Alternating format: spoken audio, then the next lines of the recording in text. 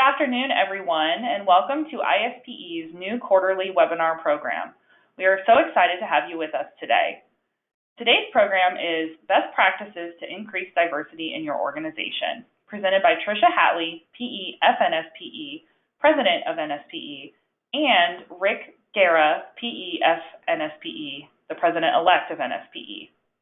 My name is Katie Winnett, ISPE Executive Director, and I will be your moderator today.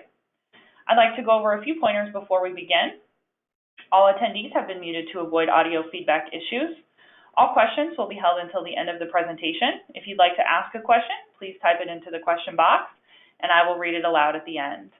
We will be doing live polling throughout this presentation. When we launch a new poll, a new box will pop up on your screen where you can submit your answers. You are not required to participate in the polling. We simply wanted to bring some engagement to our event. If you're having trouble submitting your answers, you can try taking your presentation out of full screen mode, and that should solve the problem. The slides for this presentation can be found in the handout section of your webinar toolbar, and you are eligible to earn a PDH by logging into this session for its entire duration. You will receive an email later today that will include your PDH certificate. ISPE will be keeping attendee files on record for auditing purposes. With that, I'll go ahead and hand it over to Trish and Rick. Thank you, Katie, and good afternoon to everybody. We're thrilled to be here with you today to kick off your NSPE Indiana webinar series for 2020. Thank you so much for having us.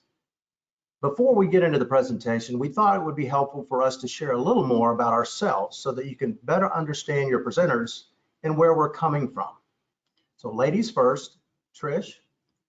Great, thank you. I am Tricia Hatley. I work for Freese & Nichols, and my firm is a multidiscipline engineering architecture firm. We have offices in Texas. I'm in Oklahoma, and we're also in North Carolina, Florida, and Georgia, and about 900 people. I'm a civil engineer, and my expertise is mostly in transportation, do a little bit of stormwater design. I've been with Freese & Nichols for 27 years. Before that, I worked for the Department of Transportation here in Oklahoma for a couple of years while I was getting my degree from Oklahoma State. And joining you today also as president of the National Society of Professional Engineers, and really as a woman in engineering. I, many years ago, like many women in our profession, experienced some challenges and saw firsthand kind of the issues facing women in our field. And so I'm excited to be here with you today talking about this important topic.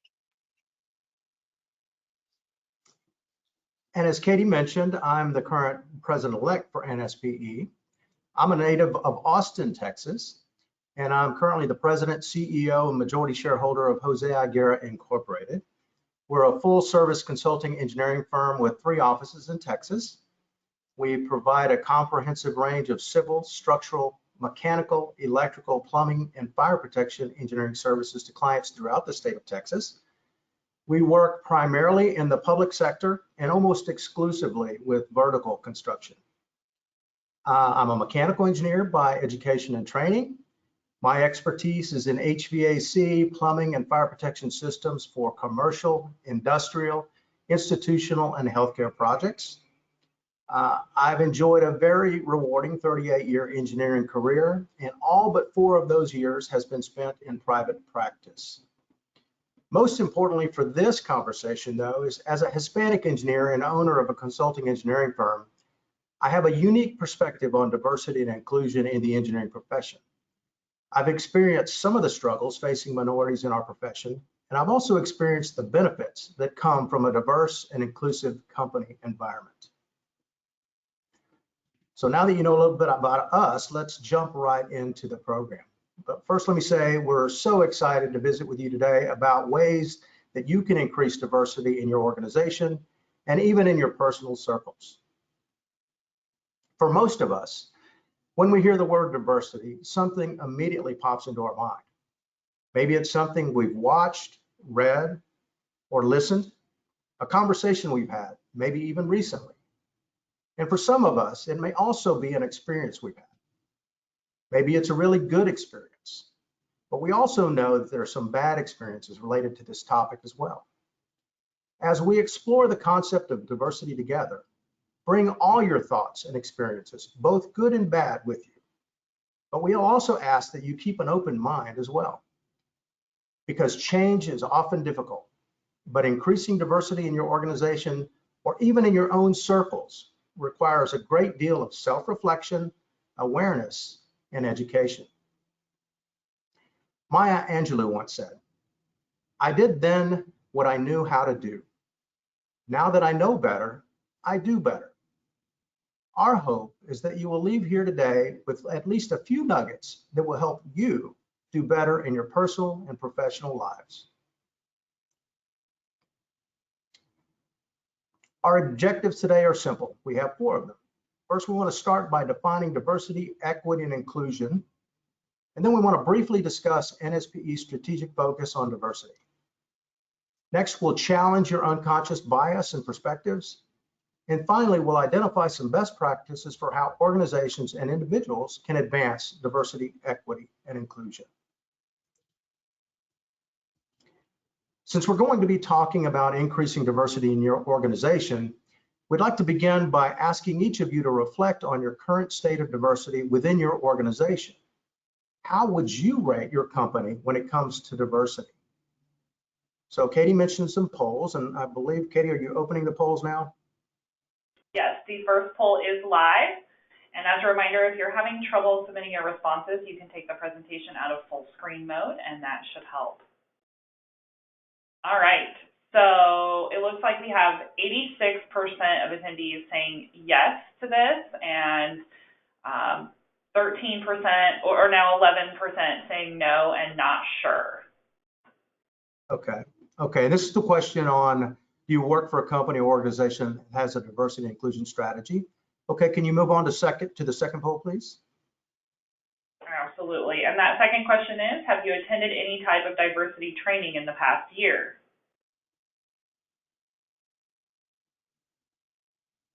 All right. All right, well, this will help this session today. So 40% are saying yes and 60% are saying no. So we're glad to have you here today. Absolutely. All right, let's move on to question number 3. All right, this is our last poll here. Do you work for a company or organization that has a diversity officer or similar position?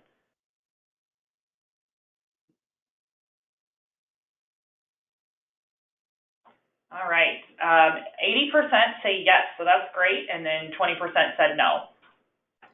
Okay, fantastic. Well, it's good to hear your feedback, and it's not unusual to us to see that some people have been hearing about this and others have not. But for any future-focused, proactive organization, diversity is increasingly a strategic imperative. If discussions and initiatives around diversity and inclusion haven't started your firm yet, you can bet that they will very soon.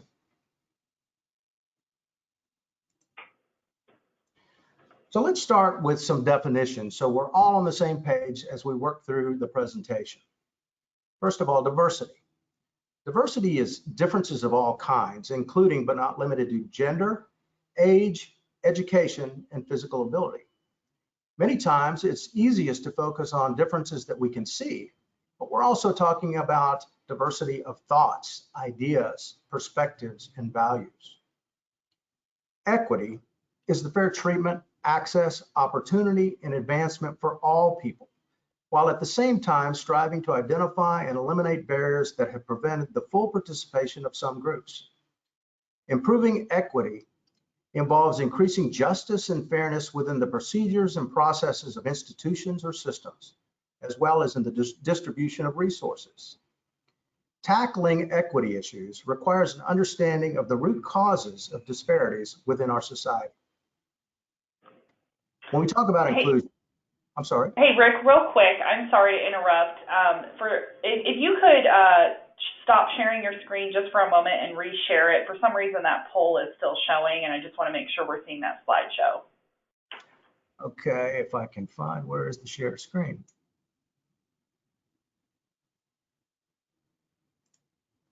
Did that? Thank you, everybody, for your patience. Technology is the best, but sometimes the worst. Okay, share screen.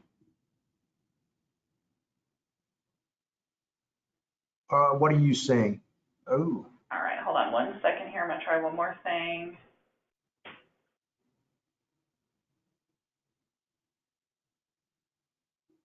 All right, go ahead and pull your screen up one more time here. We'll just reset everything. there we go. Perfect.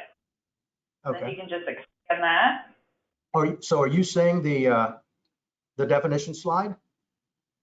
It looks like a PDF version, and it's the first slide there.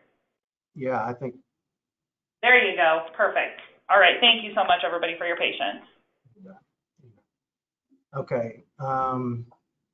Okay, inclusion. Creating a climate where differences and similarities are respected and welcomed. Inclusion or belonging is very different from fitting in. Fitting in can require changing yourself, adjusting your values or preferences in order to be accepted. Inclusion or belonging means being accepted as you are. I want to make a point here, a quick point, that you can be a diverse company, but not be inclusive. And conversely, you can be an inclusive company, but not be diverse. One of the mistakes that I think many companies make is that they try to expand their talent pool and hire diverse candidates, but they miss opportunities for that inclusion piece. Just because you have a diverse talent pool doesn't mean that your company is automatically inclusive. As officers of N.S.P.E., we'd like to take this opportunity to highlight some of the organization's recent actions in the area of diversity, equity, inclusion. Firstly, we'd like to point out that in July of 2019, diversity gained a place in the N.S.P.E. Code of Ethics. Our Code of Ethics now compels engineers to treat all persons with dignity, respect, fairness, and without discrimination. This really leaves no gray area. As members of this important and learned profession, we as engineers must embrace diversity, equity, and inclusion as an ethical obligation. The second quote you see is an excerpt from the written statement of N.S.P.E. past President David Martini in early June. The statement was made in response to the social unrest that began with the tragic deaths of George Floyd, Breonna Taylor, and Ahmaud Arbery. The last sentence of his statement challenges us as a profession to look inward as we work to create an environment that is equitable and inclusive for all that would join our ranks. What a great goal this would be for each of us to put first our own houses in order when trying to bring diversity, equity, and inclusion to our organizations. Last July, N.S.P.E. began in earnest to put its house in order with respect to diversity, equity, and inclusion. After an 18-month strategic planning process filled with meetings, collaboration, data gathering, research, and spirited debate, N.S.P.E. made promoting diversity in tomorrow's engineer one of the 4 key focus areas of its new strategic plan.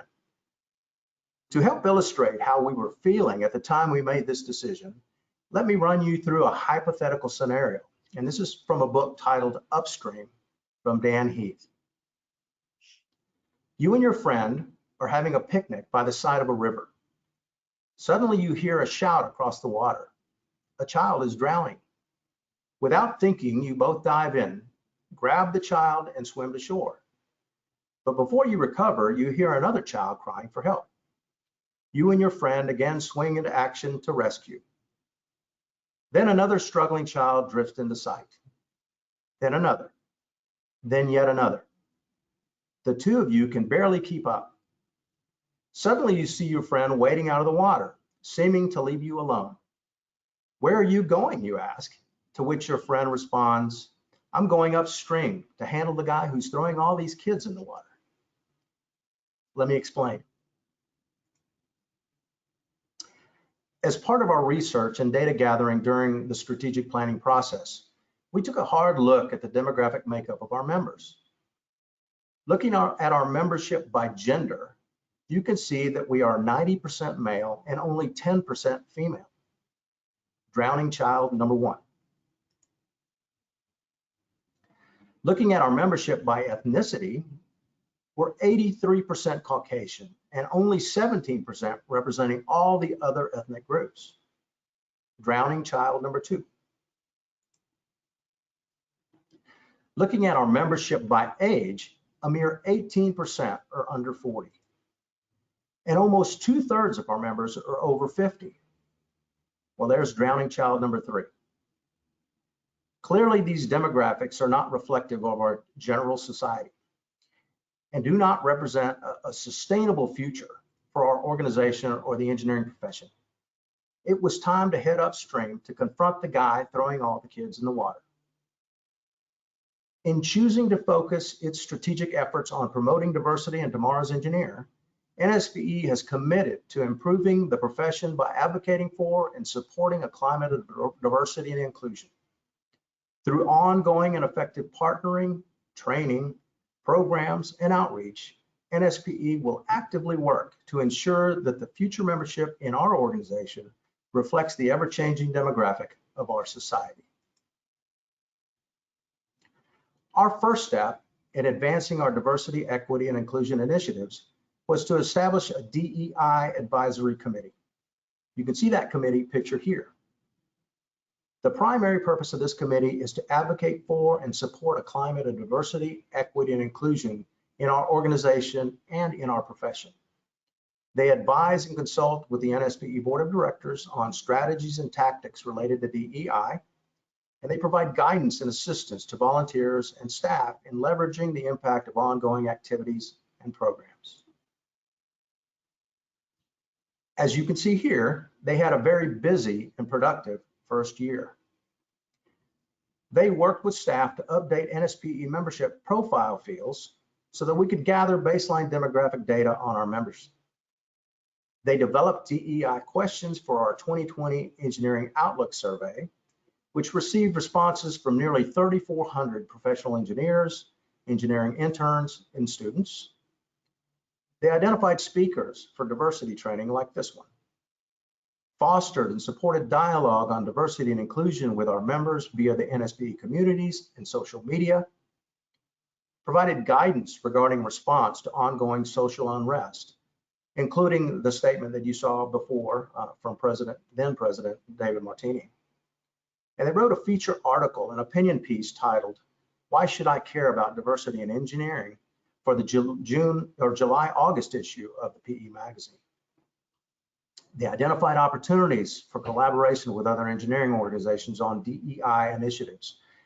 And this is an activity that will continue on through the coming years. We have a lot more work ahead of us in bringing diversity, equity, and inclusion to NSPE and the engineering profession. We hope that you will join us in supporting this critical initiative. I'm going to turn it over to Trish now, who's going to talk to you about how bias affects all of us. Thank you, Rick. You make a compelling case there for why our organization, NSPE, needs to pay attention to this issue. And certainly many of us have looked at this issue for many years and understand the business case that goes along with it. But before we get into best practices, let's talk a little bit about bias. And we're going to use the term unconscious bias. And we have a little video for you here. It's about 3 minutes long, but I think it's a really nice demonstration of what we're talking about when we talk about unconscious bias.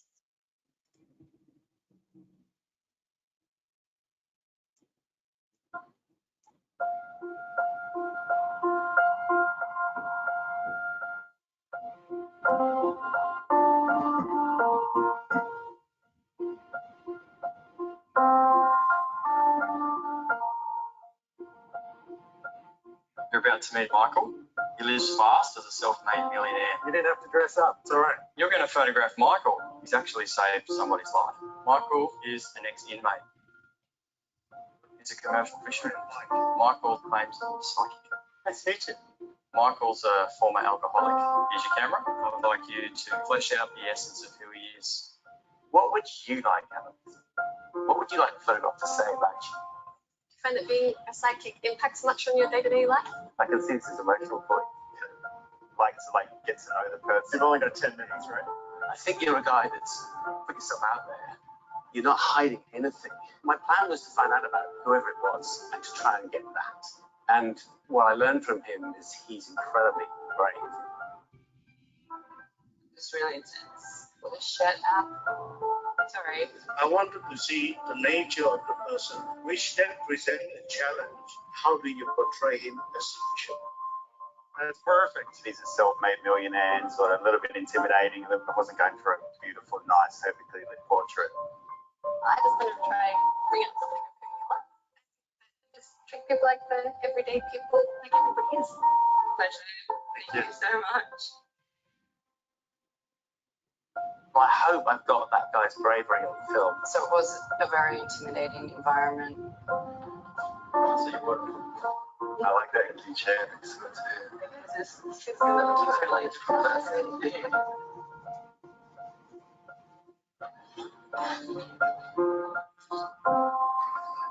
Almost looks like 6 different people. So not everything I told you today was true.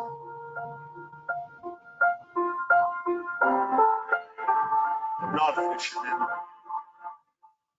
I am not an alcoholic. KFC hit me hard, but I've never been a millionaire. Never been in prison. I am a Bondi lifesaver, but the story we talked about never did. Not psychic. Can barely spell it. Before I knew there were different characters in these, I thought, that's really strange. These don't look like portraits of the character I thought you were. You always got your own preconceptions and you've got your ideas. It pushed me into a position and a space that I wouldn't normally be in. You have to dig a lot deeper. It means you've got to be, I think you're a lot more creative to work out how you want to play things. So that video is kind of fascinating. Katie posted the link for it there in the chat box if you want to watch it later, depending on your internet connection. You hopefully you got the gist of it, but it was a commercial, I think, or a film, produced by Canon, talking about photography. But it's a great illustration of how our own personal bias and perspective will shape what we see and what those photographers how they captured the image of the man. And so when we talk about unconscious bias, we have to first recognize that we all have biases. We're human and we all have biases. And maybe the first bias that we need to acknowledge and be aware of is that we maybe believe ourselves to be bias free, but that's just not true. We all have biases. It's part of who we are. It's honestly part of the perspective and the ideas and what we bring to the table as a part of who we are. So biases aren't bad. And what we're trying to talk about here is we're not trying to change bad biases to good biases. It's about understanding what your biases are, where you come from, and where the behavior you've learned, and the experiences you've had. Understand what those biases are and be aware of them so that you can leverage those and grow from them, understand them, and know why you're reacting the way you are. So it's about learning your biases, turning those into your strengths and not letting them be liabilities.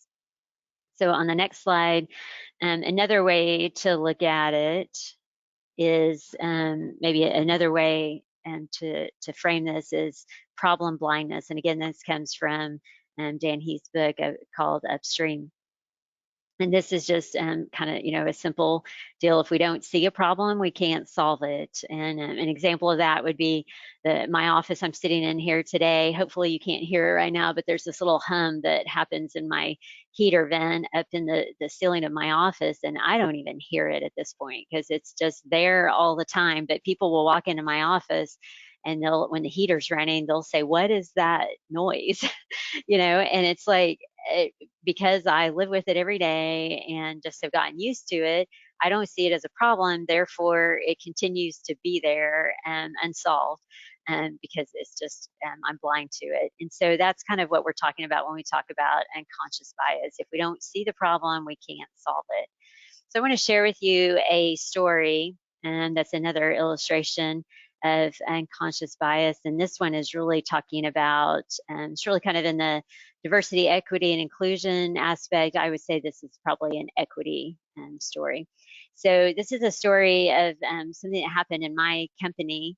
A friend of mine is in our HR department, and she told me the story about what happened. And what happened was a young female professional in one of our offices called my friend in HR and said, "Hey, I want to talk to you about something that's going on in my group."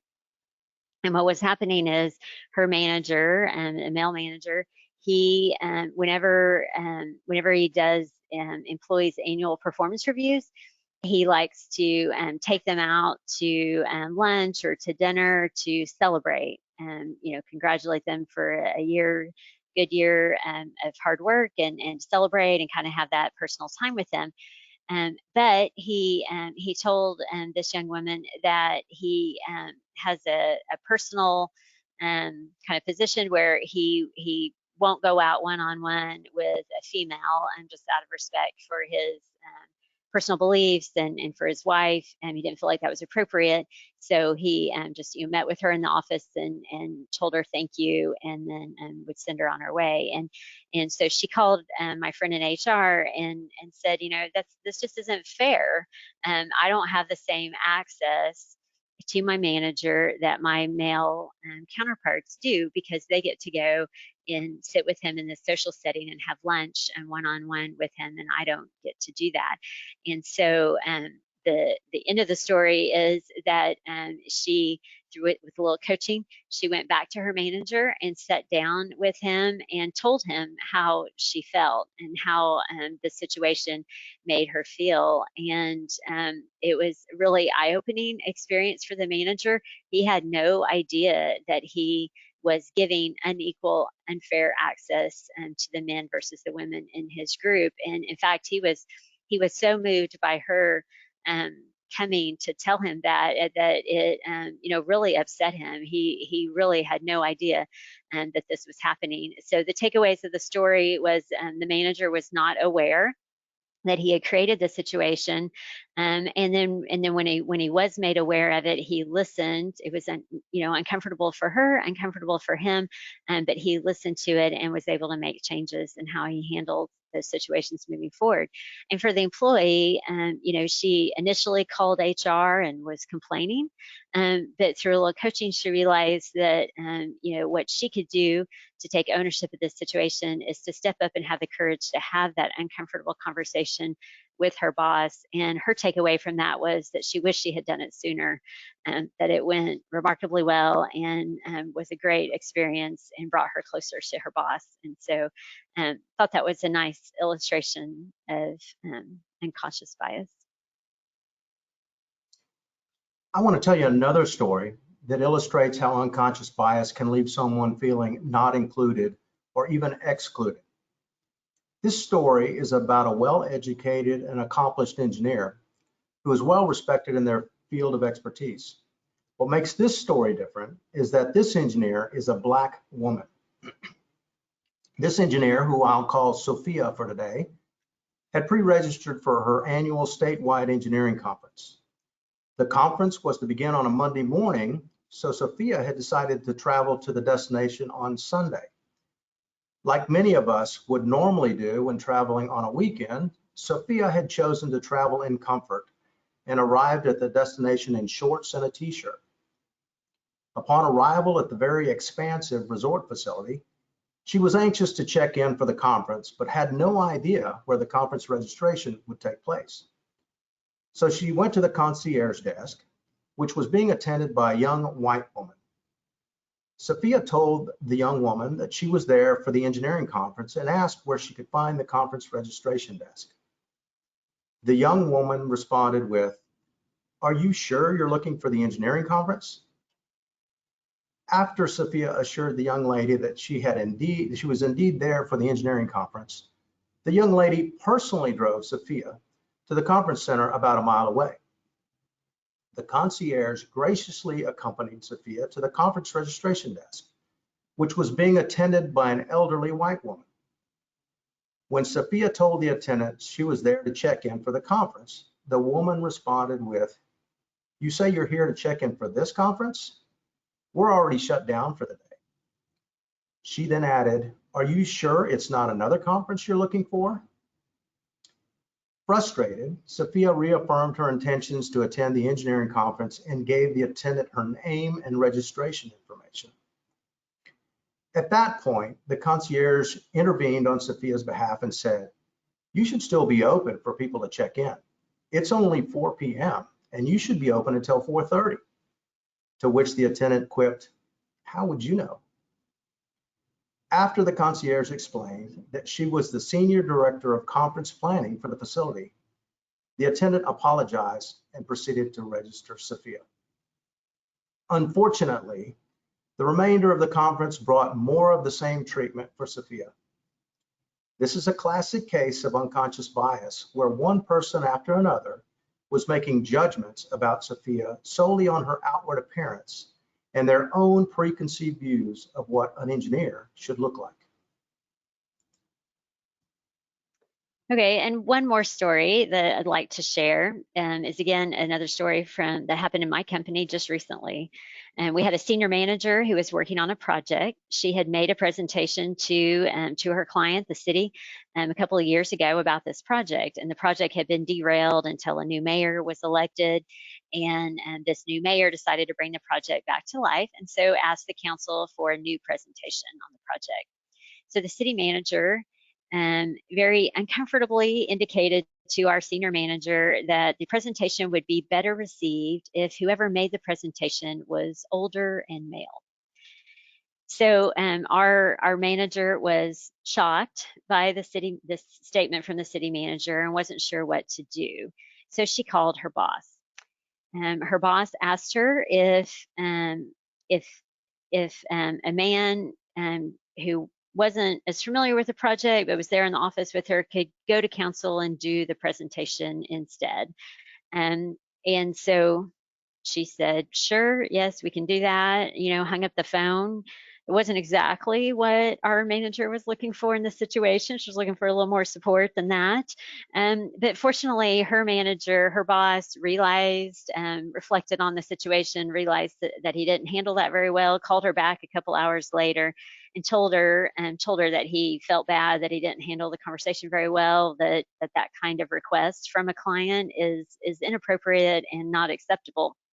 And so he offered to drive out there to meet her and to go meet with the city manager and explain why our manager was the most qualified person to present regardless of her age or her gender.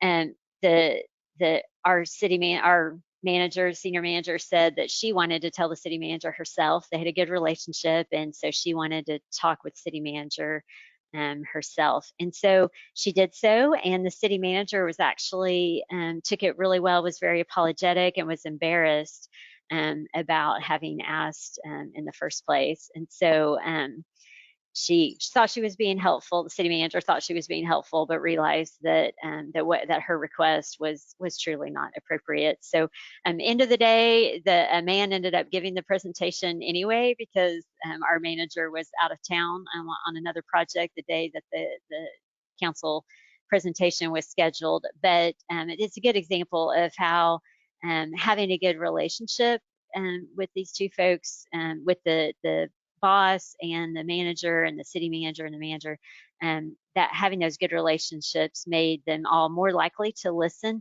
to someone that even though they disagreed with maybe what the original thought was. So again, on unconscious bias, another way to look at this, another thing for you to think about is this quote from Brene Brown. I don't know if you know Brene Brown. She's done a pretty famous, well-viewed TED Talk, and she speaks a lot on vulnerabilities, and really interesting woman. But this quote from her says that the more white, straight, middle class, educated, and Judeo-Christian you are, the harder it is for you to put yourself into someone else's shoes because you're part of the dominant culture. And so when you hear this quote, you need to step back and realize that she's not knocking white, she's white, not knocking white, straight, middle class people. But it's just a simple statement of that's generally the dominant culture in our country. And if that describes who you are, the more of those descriptors you relate to, the harder it is for you to shed that unconscious bias and to put yourself into somebody else's shoes. And so I thought that was a good illustration of things for us to think about. So now we're going to move into best practices. And as we get into this section, I think both Rick and I would tell you that our companies are not perfect in this area. It's a learning process for us as individuals and for our companies. And so these best practices that we're going to talk about are best practices that we've garnered through research and conversations with other people. Some of these things are things that we're doing within our organizations, and some of them are things that maybe we'd like to do or like to try. So we're going to kind of step through 3 different aspects of best practices, and starting with what we'll call creating the practices, policies, and strategy to support diversity and inclusion in your organization. So as you start looking at this, many of you mentioned that you have diversity, equity, inclusion, and processes in place, and even an officer or a champion already identified, and so that's great, and that's really where you start. And so I think it's important, though, that you start with leadership from the top. This is an important issue for our society and for our profession, and so it's important that direction and leadership is coming from the top of your organization. And that's really what we did within F.NSPE, and the Diversity, Equity, and Inclusion Committee that Rick talked about was appointed by past President Martini. He asked me to chair it the first year as the president-elect to show that leadership from the top, and my staff liaison for the committee was our executive director, Mark Golden. And so we were trying to demonstrate the importance of this effort to the organization by having that leadership from the top. Other good points here are to create a plan, put milestones together, and really defining. Anytime you craft a plan, you need to define what acceptable looks like, and in this area of diversity, equity, and inclusion, not just what's acceptable, and but also what is good and what exceptional looks like. And so at my firm, we've used some outside experts to help us with that. A group called the Multicultural Alliance operates in Fort Worth, Texas, where our corporate headquarters is. And so they helped us identify what exceptional might look like in this area. And I think, foundational to this conversation is stamping out inappropriate or undermining behavior. And you've got to do that first before you start looking at where you want to go. So the last point I want to mention is on the last bullet point on this slide, employee resource groups. A lot of companies have these, you might call them affinity groups. But these are groups that form based on maybe your level of experience, on gender, ethnicity, or lifestyle. And these groups, in order to be effective within your organization, they need to be open to everybody. So if you have a like women in engineering group, for instance, you can't prohibit the men from joining. It needs to be open to all, of course. And I think it's important for these groups to be linked to the goals of your company, to your business goals. And they're not just a forum for people to complain, but they need to be focused on a problem that you're trying to solve to help your company achieve your business goals. And originally in organizations, these groups were probably formed so that people could find friends. That's why we called them affinity groups a lot, and you could find people to network with and friends. But most companies now that have them are using them to brainstorm ideas about how they can improve in this area of diversity and to float ideas among those folks. So those are a great opportunity for you. And there's also, of course, professional organizations out there like the Society of Women Engineers, Society of Hispanic Professional Engineers, National Society of Black Engineers. There's a lot of minority-based professional engineering groups out there that you can utilize if your company is smaller or you're not ready to start your own employee resource groups. So a lot of times when we talk about diversity, equity, and inclusion programs within companies, people automatically start thinking about recruitment. So I wanted to mention a couple of things here. And I think it's pretty obvious, you know, most candidates will go to your website to take a look at your organization, your website, your social media feeds, those kinds of things before they come in and talk to you. So obviously you want to take a look at the people that they're seeing on the website. Are they seeing folks that look like them, so that you're able to attract that diverse talent? And people are, you know, generally they connect more easily with people that look like them. So consider that when you look at your websites and your social media feeds. And then the other point here to make is, you know, we hear a lot of times, we get a lot of feedback about, you know, hey, the college down the street from my office is, you know, primarily white male. So how am I supposed to recruit a diverse talent base when that's the graduating class that's coming out of the university? So what you might consider there is, yes, it's great to go to your local university to recruit talent, but maybe there's other universities within a larger geographic area that might have a little more diverse talent pool, or maybe even a historically Black university, for example, that has an engineering program that you could recruit from. So consider where you're recruiting from and what those opportunities look like, and to help balance out your recruitment strategy. Some good news to share with you on the talent pool coming out of engineering schools. On the next slide, here you go, you'll see the data over the last decade.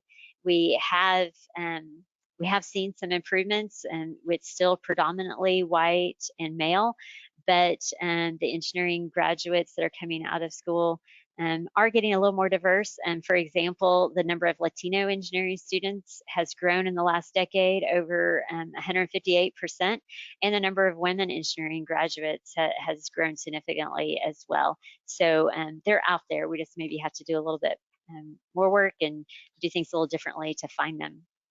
And then once you get them on board, this diverse talent base, you want to keep them. And so let's talk a little bit about retention.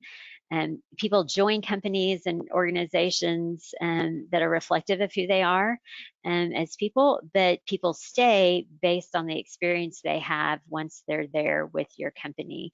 So that really starts with onboarding.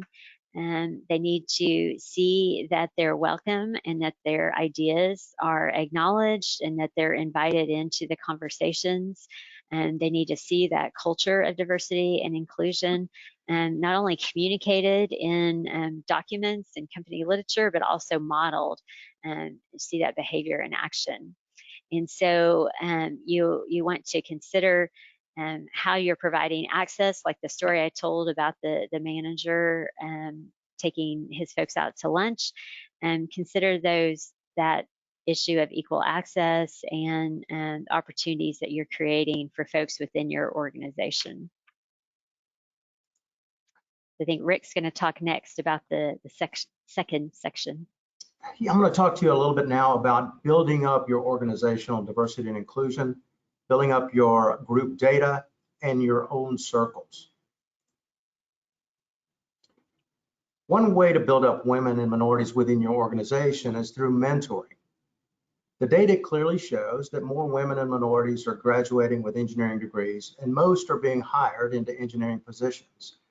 However, retaining and promoting these same groups, especially women, in engineering isn't happening at the same rate. Studies have shown that professionals with mentors are happier in the positions and make more money than those without. Studies also indicate that men tend to gravitate to mentoring other men. So an effective solution could be for your company leadership to proactively engage in mentoring women and other minorities with leadership potential. When pairing mentors and mentees, think about their skill sets rather than their gender, race, or ethnicity. A pairing of complementary skill sets and personality can result in a more well-rounded relationship and a more meaningful mentee experience. Studies also show that women can be less likely to take risks. For example, when looking at job postings, men tend to apply when they meet about 60% of the criteria, while women are inclined to apply not apply unless they meet 100% of the criteria.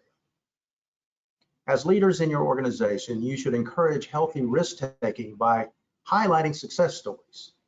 Managers should be trained to treat failures as opportunities to learn rather than to humiliate or reprimand employees. Perfectionism should be discouraged as it can lead to burnout. And encourage women and minorities in your organization to get involved with professional organizations like N.S.P.E. Their service may not only be rewarding, but also help them build their confidence in their network. On building up your data, collect and review your diversity numbers. Where do you stand in terms of diversity of employees at all levels of your organization? Evaluate your leadership pipeline. Balance the need to fill positions with building a diverse and inclusive team. Do you have a pipeline of well-qualified, motivated, and diverse employees that can be groomed for leadership positions? If not, why not? Gather qualitative data as well as quantitative data for a more complete story. It's not just about diversity of your staff. Do all of your employees feel accepted and included for who they are? If not, why not?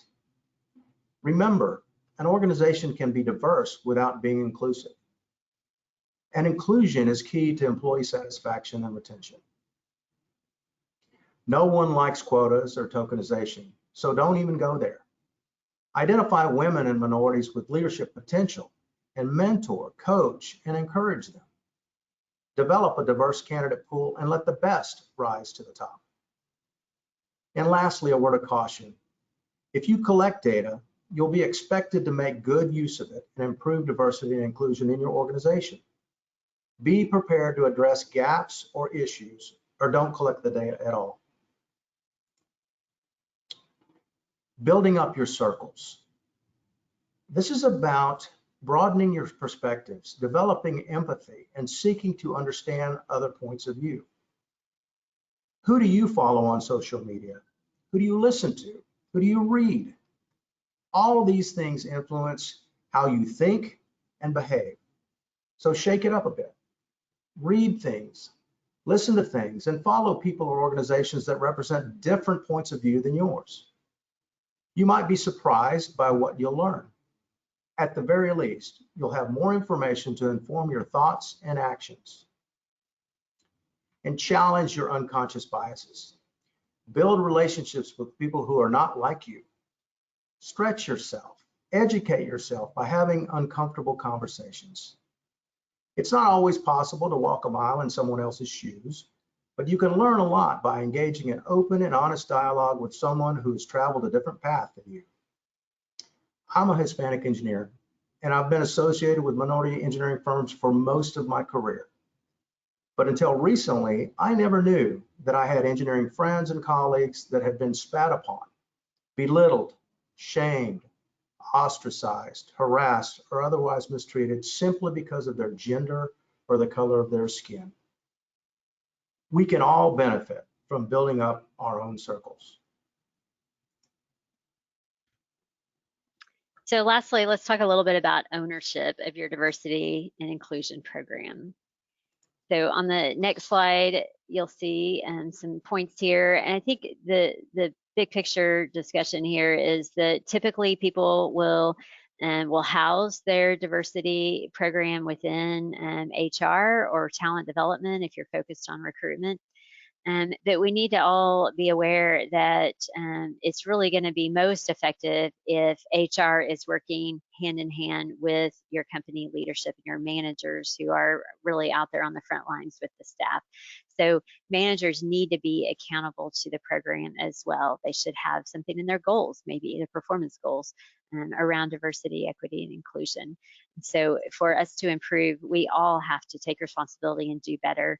Like the quote from Maya Angelou that Rick said at the beginning, with the education, now we all can do better. On the next slide, I want to share with you just a quick video from Jackie Brooks. Jackie served on our Diversity, Equity, and Inclusion Advisory Committee with me last year, and she is now chairing the committee as we move forward this year. I just really could use your help and really pushing forward in this area and really making an effort to go beyond what we have in the past. To really see there's a gold mine out there. Actually, a diamond mine. There's a diamond mine out there that hasn't been tapped. There are going to be multifaceted dimensions to your perspectives in your business, and you don't even know it yet. People come to me just to find out, am I missing something, Jackie? Because they know I think differently. You may need that too in your company. I challenge you to find out. Thank you. Bye-bye. Thank you. So that was a challenge from Jackie for us to give it a try and find out what we're missing there. So this slide is again from the book Upstream by Dan Heath. I thought it was some great suggestions for us in the realm of our diversity initiatives here. First, he says to be patient for action, but be impatient for action, but patient for outcomes. And the concept there is kind of the story, and many of us have thought through this before, is you can bring a homeless person a meal today and you feel good about that, and you accomplished something, took some action, but we could all be better served by working together as a community to avoid and prevent people from becoming homeless in the first place. And of course that can take decades to solve that problem, but that's kind of the situation we're in here with our profession from diversity. And then the second point, macro starts with micro. Upstream victories are won a little bit at a time. We make a little bit of progress and a little bit more progress and then a little bit more progress, and the next thing you know, we're there across the finish line. So as Dan says in his book, you can't help 1,000 people until you understand one. And then his third piece of advice is to favor scorecards over pills. And the scorecard is a metaphor for this continuous flow of data, monitoring our progress and our performance in real time. So he reminds us to not obsess over formulating the absolute perfect solution, but instead take ownership of the situation, ownership of the understanding the issues and the underlying problems, and start marching along, start collecting the data, and just continue to work the solutions. So takeaways from our conversation today, first of all, start with yourself, identify your hidden biases, your unconscious biases, understand, recognize, be aware of them. And then as Rick talked about, build relationships with people that look different than you, mentoring relationships, your social media circles, read books, develop that understanding. And when you see things happening that need to change, you need to be different, have those uncomfortable conversations. And hopefully you've got those relationships in place within your organization that will enable you to be able to have those uncomfortable conversations in a productive way. And then lastly, take responsibility for diversity, equity, and inclusion within your organization and within your own personal circles as well. We've got just a few minutes left for question and answers. You'll get a copy of this presentation, but just so that you know, there's some really good resources on this next to last page here that we can share with you. And then the last thing I'll say before we open it up to questions and answers is that Tricia and I are both very engaged in this conversation at N.S.P.E. We'd love to hear from you. If you have any other questions, if you'd like to get involved, please reach out to us. We provided our contact information here. So Katie, I think now we can open up to question and answers if there are any questions, I guess. Yes, we don't have any yet, but as a reminder, if you'd like to submit your question, please type it out and put it in the question box, and I will read those aloud for Rick and Trish. Definitely thank you guys so much for joining us. This is a really, really great kickoff to our quarterly webinar program. I think it's a really timely topic that is, like you guys said, it gets forgotten about and it's easy to kind of step by the wayside, but it's really, really important. So thank you again for that. And let me see here if we've had any questions come in.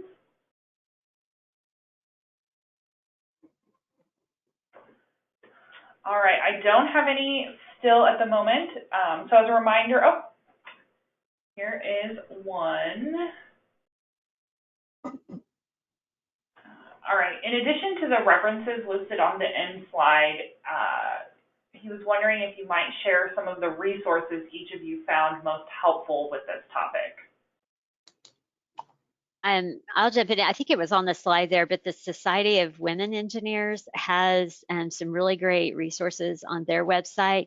They have these cards. I forgot now what they call them exactly, but they're little cards. Oh, there you go. Yes, and they have.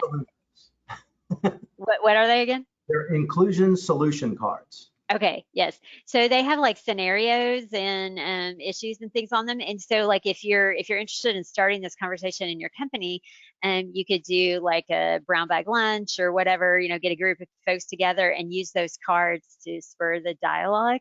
And so those kinds of resources are great. There's also there's an app that is that was put out by the Canadian engineers. They have an initiative called 30 by 30 where they're trying to improve the percentage of female engineers in their organization to 30% by 2030. And so they put together this app that kind of does the same thing that the cards do, where they like post scenarios and have dialogue and discussion about it. So I think those are kind of interesting resources that can be used. I would agree with Thank you. that. And we did have one other come in. This specific person said, you touched on what a company can do, but what can an individual do, especially in relation to a minority individual and how they can get comfortable within their organization? I mean, if you're speaking about the minority individual trying to get comfortable, I think it's just an uncomfortable position to be in. And I think the only way you need to find a mentor, someone that will sponsor you. And that comes from asking. You can't just sit on the sideline and expect it to happen. I think you have to get involved. You have to ask to be included. I think so many of us make that mistake that you get somewhere and you're not included or you don't feel included, so you leave. I think the better thing to do is start the conversation and find out, because most of the time it's not that people don't care about you, it's that they have these biases that keep them from letting you advance or do whatever it is that you need to do to be accepted by the organization. So my biggest piece of advice would be grow yourself, reach out there, expand your circles by talking to your management about your situation and getting more involved. Yeah, and I think another thing to do is, I mentioned the employee resource groups. You know, like when I started at my company, 27 years ago, I was one of a handful of, there's like 200 people in the office and there's like 4 women, that aren't, that are professionals, 4 women engineers. And so there wasn't like a group of people that I could go to and get support from. And so I found myself joining a women's transportation group, WTS. So that I had that kind of support and network and mentor kind of relationships, coaching, that kind of connection with a group outside of my company. And that helped to build my confidence so that when I was interacting with my male colleagues within my company, I had that confidence from the experience in the women's organization. So that might be another idea for you. Thank you very much. And that is time today. So again, thank you guys for joining us, and to our attendees, thank you for joining us for our first quarterly webinar. We will have our next webinar on November 18th, and it is titled Medical Facility Design and Planning for What If. It will be presented by Sam Reed, Compliance Officer and Engineering Principal in Charge at VSA Life Structures, who is also currently the ISPE President. Again, thanks, everybody. Have a great day, and we'll see you soon, hopefully. And stay safe. Thank you. Thank you.